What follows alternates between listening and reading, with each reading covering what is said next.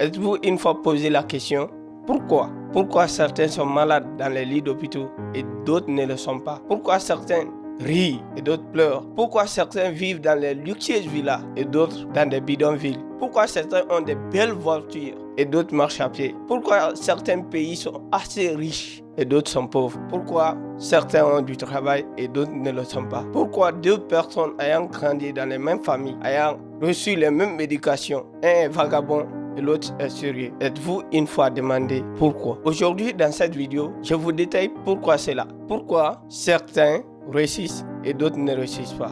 Récemment, j'ai écouté une histoire et ça m'a vraiment marqué. Il était une fois, une femme vivait dans une famille très pauvre, dans les situations très pénibles. Elle a enfanté un enfant et cet enfant, dans cette situation de pauvreté, grandit et à 14 ans, l'enfant est violé par quelqu'un. Le père n'a même pas été connu. Et on élève cet enfant dans les mêmes situations de pauvreté, car sa maman est pauvre. L'enfant qui est né grandit était une fille. Elle grandit. Elle aussi, à 14 ans, elle est violée par quelqu'un.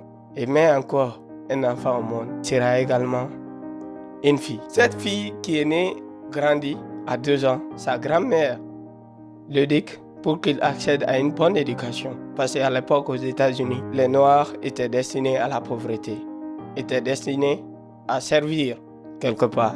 L'enfant grandit et elle aussi à 14 ans, elle est violée également. Elle est violée et pour elle, l'enfant ne reste pas. C'est une seconde chance.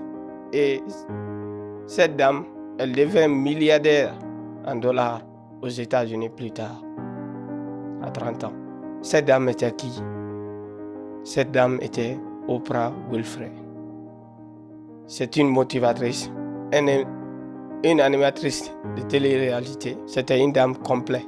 Elle a changé l'idée de beaucoup de personnes. Elle a motivé beaucoup de personnes. Pourquoi cette dame qui était prédestinée à être pauvre, qui était prédestinée à vivre dans la pauvreté, est devenue milliardaire? La question à se poser, c'est pourquoi? Vous savez, il y a deux manières de voir une situation. Dans toute situation, on fait un choix. Et le choix a des conséquences. Ces choix que vous faites dans votre vie sont commandés à votre subconscient. Et votre subconscient contribue à l'effet que le choix que vous avez fait puisse se réaliser. Le choix de réussir ou de ne pas réussir, le choix d'être heureux ou de ne pas être heureux, le choix d'avenir à ses besoins ou de ne pas avenir à ses besoins, le choix de blâmer ou de travailler est de vous. Ça dépend de votre subconscient. Tout ce qui nous arrive dans la vie n'arrive pas, arrive pour une cause, arrive pour quelque chose pour lequel on tient ou pas. La question qu'on doit se poser dans une situation, c'est se demander pourquoi il n'y a pas encore de changement pour moi. Pourquoi il n'y a pas encore de changement pour moi? Pourquoi je suis encore dans cette situation? Pourquoi les choses ne changent pas pour moi? Pourquoi les autres sont là et réussissent? Moi, je ne réussis pas. Pourquoi mes activités ne bougent pas? Pourquoi je n'ai pas mon visa? Pourquoi je ne voyage pas? Pourquoi ma famille est comme ça? Pourquoi cette année, je dois vivre dans les mêmes conditions? Pourquoi je dois supporter les mêmes injures du même boss? La question à se poser, c'est pourquoi? Pourquoi je ne vais pas changer? Pourquoi je ne suis pas comme les autres? Pourquoi je ne vis pas dans les maisons luxueuses comme eux? Pourquoi je n'arrive pas à changer ma situation? Pourquoi je tourne en rond? Pourquoi je suis là encore? La bonne question à se poser, c'est se demander pourquoi. Et cette pourquoi est guidée par votre subconscient. Vous savez, il y a quelque chose qui se passe quand on est couché. Je vais vous détailler l'étape entre le conscient et le subconscient. Votre conscient, c'est celle qui voit les choses de façon réaliste. Elle vous dit, ça là, tu ne peux pas l'accomplir parce que ça, tu n'as pas de moyens, parce que quelqu'un ne veut pas t'aider, parce que ta famille n'est pas là, parce que les conditions ne sont pas réunies, parce que. C'est cette pensée qui vous dit, qui vous dit, vous ne pouvez pas. Votre subconscient, elle est commandée par votre conscient. C'est là vient le degré de la pensée positive. Certains sont très toxiques négativement. Elles commandent à leur pensée généralement des choses toxiques, généralement des choses qui contribuent à leur échec. Et c'est une fois que tu te dis, pourquoi quand je dors, le fait que je ne pense pas à la respiration, ma respiration ne se coupe pas. Il y a un subconscient qui prend le rôle du conscient et ce subconscient est très important pour votre avancement, est très important pour là où vous voulez aller dans la vie. Beaucoup de choses nous arrivent, on ne se demande pas pourquoi. T'es-tu demandé une fois, pourquoi l'année passée, je n'ai pas eu de travail? Pourquoi mon ami avec lequel j'ai étudié a eu un travail, moi je ne l'ai pas eu? Pourquoi mon ami avec lequel on a étudié dans les mêmes conditions, on a grandi dans le même quartier, on était dans les mêmes classes, on vit dans le même pays, roule aujourd'hui dans une voiture, construit aujourd'hui une villa, vit aujourd'hui dans les maisons de luxe. Moi, je ne suis pas. T'es-tu demandé pourquoi, jusqu'à 30 ans, tu n'arrives pas à te prendre en charge? La décision que vous prenez à chaque moment de votre vie influence votre vie, influence votre manière de faire, influence vos pensées, influence votre manière d'être, influence votre vie. Vous pouvez décider de changer ou ne pas changer. Vous pouvez décider de vivre maintenant le bonheur ou de continuer à vivre cet état malheureux. Je vous raconte une histoire. J'ai grandi dans un quartier et dans ce quartier, les gens avaient pris l'habitude de m'appeler par ainsi. Et ce surnom, je m'appelais, et ce surnom c'était Mastagbavo Soare. Mastagbavo Soare. Les gens m'appelaient Mastagbavo Soare. Le nom Soare, c'était une fille de ma génération qui était assez vilaine, qui avait le hoquet au cou. À cause de ça, mes amis m'ont rendu, j'étais devenu un petit fou dans le quartier. N'importe quelle personne qui m'appelle Mastagbavo Soare, Animariam Fromo la soirée là, je prends le caillou, je cours derrière lui. C'est dans cette situation de folie que je suis resté. Un jour, ma maman m'a vu, elle m'a appelé. Elle m'a dit, Gbavo, viens là. Je suis venu. Arrivé, elle me dit, pourquoi tu cours derrière tes amis? Je lui dis que mes amis m'appellent Mastagbavo Soare, Animariam Fromo la soirée là. Que moi et la fille qui a la gorge, le truc au cou, on est parti à la danse ensemble. Elle me dit que c'est pourquoi tu cours derrière eux. J'ai dit oui.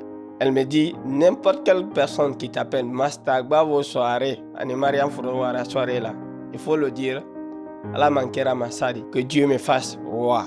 Dès ce jour, toute personne qui m'appelait Mastagbavo Soare, Animariam Furowara soirée là, Mastagbavo et la fille Mariam à la gorge sont partis à la soirée, que je n'ai qu'à le dire, que Dieu me fasse roi. Depuis ce jour, quand mes amis m'appelaient par ce nom, j'acceptais que Dieu me fasse roi. À chaque fois que les gens racontaient ça, je disais une fois, deux fois, que Dieu me fasse roi. Par magie, des semaines après, tout le monde a arrêté de m'appeler Mastagbavo Soare. Vous savez pourquoi? Pourquoi? Parce que quand j'ai changé ma manière de penser à l'acte, à ce que les gens pensaient de moi, ce que je pensais de moi-même, à refléter ce que les gens sont en train de penser de moi. Le fait que le reflet de ce que je pensais de moi-même avait changé déjà par l'appellation, les gens ont changé de regard. Et comme les personnes ne veulent pas généralement souhaiter du bien à leurs prochains, c'est la nature humaine, tout le monde a arrêté de m'appeler Mastagbavo Soare. Cette année, je vais vous demander, quelle est votre résolution de l'année? Qu'est-ce que vous voulez que les gens changent sur vous? Quel regard que vous voulez que les gens aillent de vous? Vous pouvez attirer tout par votre subconscient. Tout ce qui nous arrive n'arrive pas par hasard. Même la mort d'un parent proche amène quelque chose dans notre vie. Cette année, quelles sont vos résolutions pour le début de l'année? À quoi vous avez pensé? À l'impossibilité? Non. À la possibilité? Oui. Vous attirez tout. N'avez-vous pas pensé à quelque chose des fois dans la nuit et dans le jour, vous le voyez? N'avez-vous pas pensé une fois à quelqu'un et le lendemain, l'intéressé vous appelle pour vous dire allô? C'est comment? Votre pensée subconsciente est la clé du moteur de votre vie. Votre pensée, elle est réaliste. Votre pensée subconsciente, c'est celle qui vous guide, celle qui vous pousse à changer. C'est celle qui attire les choses dans votre vie. C'est elle qui vient changer votre vie. Elle est infectée par votre pensée. Et votre pensée, si vous changez votre manière de penser, vous changez de vie. Cette année, faites des résolutions raisonnables pour vous-même. Ne commencez pas l'année par dire le malheur m'arrive. Cette année sera trop dure. Ah, cette année, la crise économique. Ah, cette année, la vie n'est pas facile. Ah, cette année, l'État. Ah, cette année. Non! Changez votre manière de penser et changez votre vie. Votre mémoire, votre subconscient, c'est comme un ordinateur. Reprogrammez-vous. Reprogrammez vos pensées. Reprogrammez votre manière de penser. Reprogrammez votre vie. Aujourd'hui, c'était ma manière de motiver quelqu'un.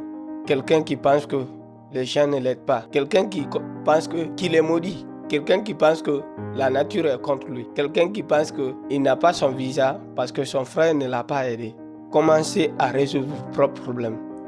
Même Dieu ne vous aide que pour ce que vous priez. Avez-vous fait quelque chose à laquelle vous n'avez pas pensé? Avez-vous déjà appelé une fois quelqu'un à laquelle vous n'avez jamais pensé? Malgré que vous avez son numéro dans votre répertoire. Non, changez votre vie par votre manière de penser. Aujourd'hui, c'était un plaisir. Si Oprah Winfrey a réussi à changer sa vie par sa manière de penser, par ses actes qu'il a posés après, par son histoire, malgré dans les conditions pénibles dans lesquelles elle a grandi, pourquoi pas vous? Pourquoi pas vous? C'était un plaisir ce soir. À la prochaine.